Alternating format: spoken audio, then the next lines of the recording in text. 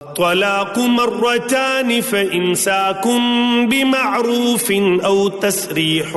بإحسان ولا يحل لكم أن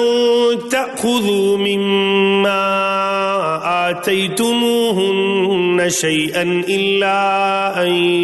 يخافا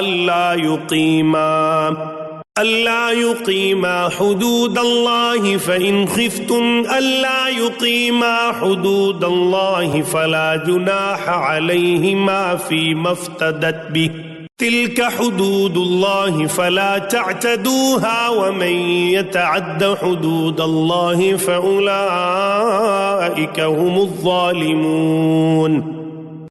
یہ طلاقیں 2 مرتبہ ہیں، پھر یا تو اچھائی سے روکنا یا عمدگی کے ساتھ چھوڑ دینا ہے، اور تمہیں حلال نہیں کہ تم نے انہیں جو دے دیا ہے اس میں سے کچھ بھی لو۔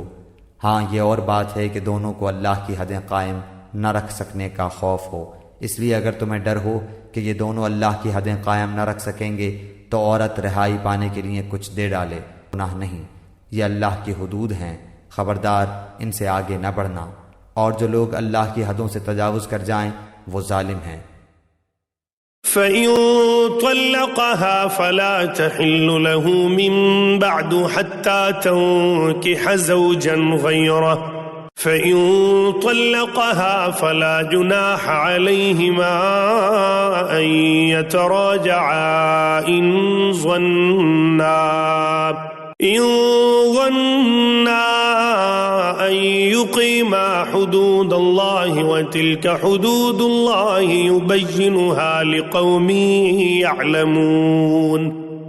پھر اگر اس کو تیسری بار طلاق دے دے تو اب اس کے لیے حلال نہیں جب تک کہ وہ عورت اس کے سوا دوسرے سے نکاح نہ کرے، پھر اگر وہ بھی طلاق دے دے تو ان دونوں کو میل جول کر لینے میں کوئی گناہ نہیں، بشرطے کہ یہ جان لیں کہ اللہ کی حدوں کو قائم رکھ سکیں گے۔ یہ اللہ تعالیٰ کی حدود ہیں جنہیں وہ جاننے والوں کے لیے بیان فرما رہا ہے۔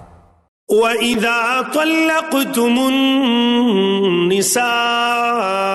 فَبَلَغْنَ أَجَلَهُنَّ فَأَمْسِكُوهُنَّ بمعروف أو سرحوهن بمعروف ولا تمسكوهن ضرارا لتعتدوا ومن يفعل ذلك فقد ظلم نفسه ولا تتخذوا آيات الله هزوا واذكروا نعمة الله عليكم وما أنزل عليكم من الكتاب والحكمة يعظكم به واتقوا الله واعلموا أن الله بكل شيء عليم۔ جب تم عورتوں کو طلاق دو اور وہ اپنی عدت ختم کرنے پر آئیں تو اب انہیں اچھی طرح بساؤ یا بھلائی کے ساتھ الگ کر دو، اور انہیں تکلیف پہنچانے کی غرض سے ظلم و زیادتی کے لیے نہ روکو۔ جو شخص ایسا کرے اس نے اپنی جان پر ظلم کیا۔ تم اللہ کے احکام کو ہنسی کھیل نہ بناؤ، اور اللہ کا احسان جو تم پر ہے یاد کرو، اور جو کچھ کتاب و حکمت اس نے نازل فرمائی ہے جس سے تمہیں نصیحت کر رہا ہے اسے بھی، اور اللہ تعالیٰ سے ڈرتے رہا کرو، اور جان رکھو کہ اللہ تعالیٰ ہر چیز کو جانتا ہے۔ وَإِذَا طَلَّقْتُمُ النِّسَاءَ فَبَلَغْنَ أَجَلَهُنَّ فَلَا تَعْضُلُوهُنَّ أَن يَنكِحْنَ أَزْوَاجَهُنَّ إِذَا تَرَاضَوْا بَيْنَهُم بِالْمَعْرُوفِ ذَلِكَ يُوعَظُ بِهِ مَن كَانَ مِنكُمْ يُؤْمِنُ بِاللَّهِ وَالْيَوْمِ الْآخِرِ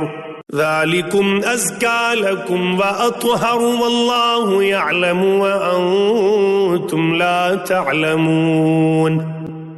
اور جب تم اپنی عورتوں کو طلاق دو اور وہ اپنی عدت پوری کر لیں تو انہیں ان کے خاوندوں سے نکاح کرنے سے نہ روکو جبکہ وہ آپس میں دستور کے مطابق رضامند ہو۔ یہ نصیحت انہیں کی جاتی ہے جنہیں تم میں سے اللہ تعالیٰ پر اور قیامت کے دن پر یقین و ایمان ہو، اس میں تمہاری بہترین صفائی اور پاکیزگی ہے۔ اللہ تعالیٰ جانتا ہے اور تم نہیں جانتے۔ والوالدات يرضعن أولادهن حولين كاملين لمن أراد أن يتم الرضاعة وعلى المولود له رزقهن وكسوتهن بالمعروف لا تكلف نفس إلا وسعها لا تضار والدة بولدها ولا مولود له بولده وعلى الوارث مثل ذلك فإن أرادا فصالا عن تراض منهما وتشاور فلا جناح عليهما وإن أردتم أن تسترضعوا أولادكم فلا جناح عليكم إذا سلمتم ما آتيتم بالمعروف واتقوا الله واعلموا ان اللہ بما تعملون بصیر۔ آئیں اپنی اولاد کو 2 سال کامل دودھ پلائیں، جن کا ارادہ دودھ پلانے کی مدت بالکل پوری کرنے کا ہو، اور جن کے بچے ہیں ان کے ذمے ان کا روٹی کپڑا ہے جو مطابق دستور کے ہو۔ ہر شخص اتنی ہی تکلیف دیا جاتا ہے جتنی اس کی طاقت ہو۔ ماں کو اس کے بچے کی وجہ سے یا باپ کو اس کی اولاد کی وجہ سے کوئی ضرر نہ پہنچایا جائے۔ وارث پر بھی اسی جیسی ذمہ داری ہے۔ پھر اگر دونوں یعنی ماں باپ اپنی رضامندی اور باہمی مشورے سے دودھ چھڑانا چاہیں تو دونوں پر کچھ گناہ نہیں، اور اگر تمہارا ارادہ اپنی اولاد کو دودھ پلوانے کا ہو تو بھی تم پر کوئی گناہ نہیں، جبکہ تم ان کو مطابق دستور کے جو دینا ہو وہ ان کے حوالے کر دو۔ اللہ تعالیٰ سے ڈرتے رہو اور جانتے رہو کہ اللہ تعالیٰ تمہارے اعمال کی دیکھ بھال کر رہا ہے۔ والذين يتوفون منكم ويذرون أزواجا يتربصن بأنفسهن 4 أشهر و10 فإذا بلغن أجلهن فلا جناح عليكم فيما فعلن في أنفسهن بالمعروف والله بما تعملون خبير۔ تم میں سے جو لوگ فوت ہو جائیں اور بیویاں چھوڑ جائیں وہ عورتیں اپنے آپ کو 4 مہینے اور 10 دن عدت میں رکھیں، پھر جب مدت ختم کر لیں تو جو اچھائی کے ساتھ وہ اپنے لیے کریں اس میں تم پر کوئی گناہ نہیں، اور اللہ تعالیٰ تمہارے ہر عمل سے خبردار ہے۔